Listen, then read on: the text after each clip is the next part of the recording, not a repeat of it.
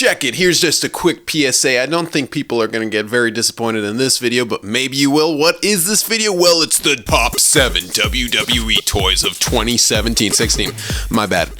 First thing I'm going to talk about is something that almost made the list, but didn't. It is the Jax Pacific WWE Championship. Why did this not make the list? Well, when I bought it, it was $100, and that was a great price for a full-size replica belt. But then they raised it to $120, and I think the regular belts are $200. Yeah, I just looked it up. It's $220. So is this $100 less than that? Actually, maybe this could have made the list, but I didn't like how they put it up $20 because it felt less of a deal, because $100 for a commemorative belt is a really good price. But it's not exactly a commemorative belt. Now that I own a commemorative belt, they feel a bit less plasticky than the Jax Belt did, and my Jax Belt, I was never able to get the strap to become loose at all. So over time, this Jax isn't as good as a deal as saving up some money, maybe waiting for a sale and just getting the regular commemorative belt. Alright, let's start off with number 7, Elite 42 Neville. Now this figure might have been in my top 7 because the basics I felt were so bad for this guy that the Elite, I expected it to be terrible, and it wasn't, and it really was pretty great. I love the purple attire. I really like how they crafted the cape, how they sculpted it. I felt like it was a great sculpt. I could see him in the face. I think that this figure just really works, and they did a good job with it. You know, it's not rewriting anything, but it's still a really good figure to own. 2016 won't really go down as one of the best years for the women figures. You know, we got a pretty good Becky Lynch, pretty good Alexa Bliss, kind of disappointing Asuka, and terrible Lana, and terrible Renee Young with terrible faces. So we only have one woman in my top 7 list, and that is the Network Spotlight Bayley. This is a really good figure that I quite enjoy.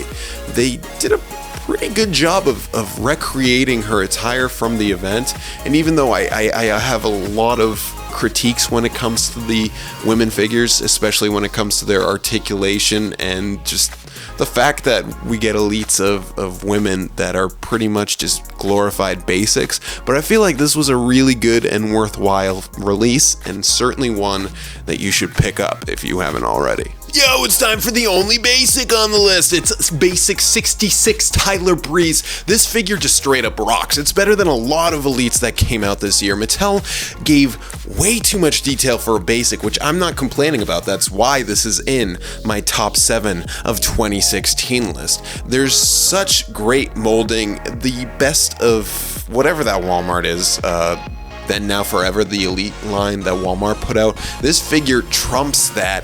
It's a bit disappointing that we didn't get a new face scan or anything like that, but I think the overall body, the sculpting, the craftsmanship that was addressed in this figure, and just the level of detail we got. That's what I just said. I think what I'm doing now is talking a bit too much. Just know that this figure rocked. Number 4, Ringside Collectibles exclusive Wolfpack Sting.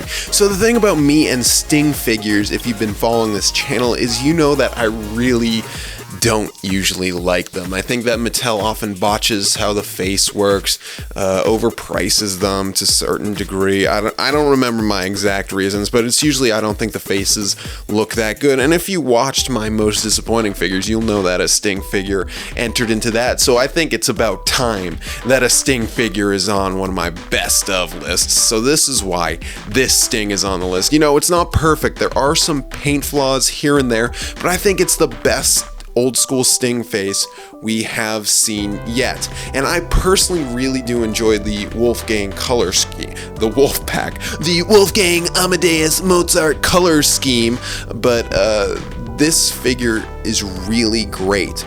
And after some kind of humdrum Ringside Collectible exclusives like Jericho, this is a worthy addition to the annals of Ringside Collectibles, I guess.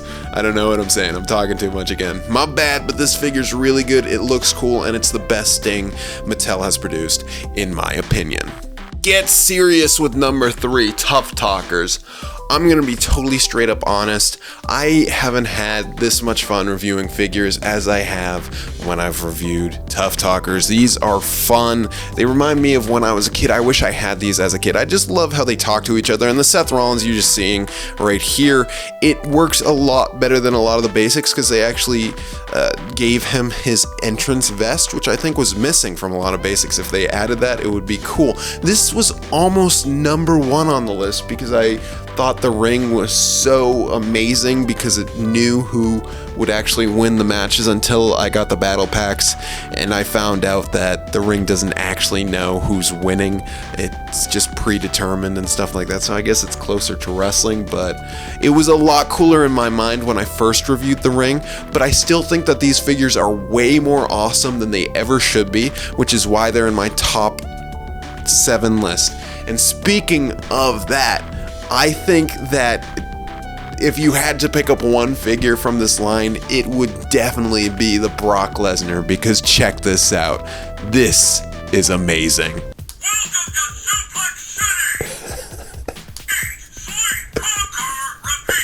Bonus round time. So I often talk about Mattel's lack of innovation and doing new cool things, but I do want to say that even though a lot of the mutants didn't work, the Brock Lesnar mutant was awesome. A mix of Mortal Kombat characters and DC characters yielded such a cool, innovative figure that has more articulation than most elites and probably more articulation than any WWE or Mattel figure ever because of those extra arms. But this is a really cool figure. I don't think it's in my top 7, but I do want to say I noticed the innovation WWE and Mattel, and I noticed that I wasn't the biggest fan of zombies, but I think that mutants was a step in the right direction. I still don't know who these are for, hence why this is not on my top 7 list, but I do want to say bonus.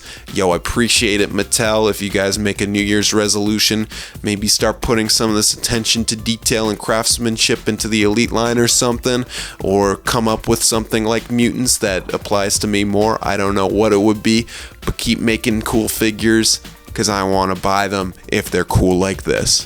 Funny story about number 2, Ric Flair, Defining Moments.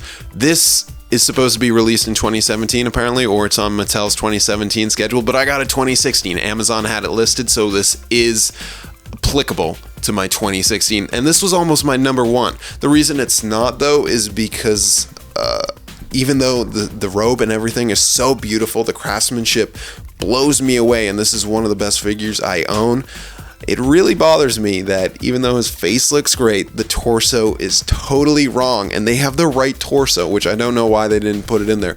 But still, don't let that stop you from buying this figure. This figure is amazing, and for me, it's like a rebirth for the Defining Moments line after so many terrible releases this year. This one is great.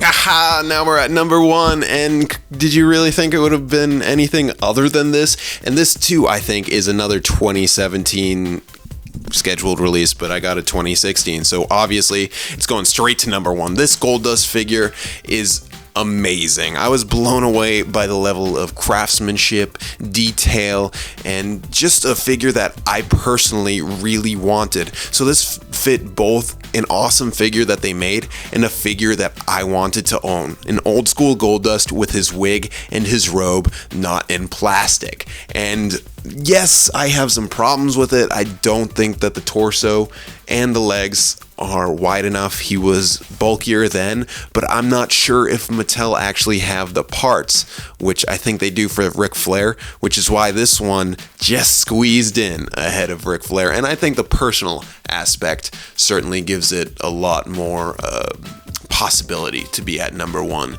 than Ric Flair, because for me, Goldust is my man. Goldust is weird. I'm weird. Goldust, the only thing different about us is I don't really wear robes.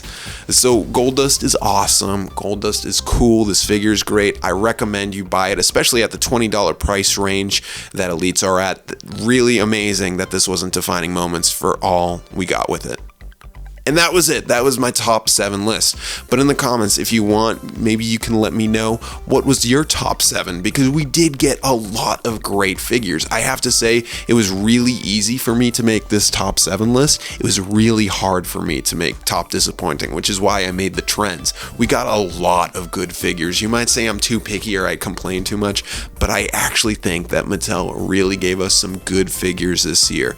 Sure, they might not be the most articulated. Sure, they aren't innovating, which really grinds my gears. And sure, those elbows that they're throwing in are bad, but I think 2017 could be a really good year for figures if Mattel maybe starts updating, maybe give us some extra heads, swappable heads, swappable hands.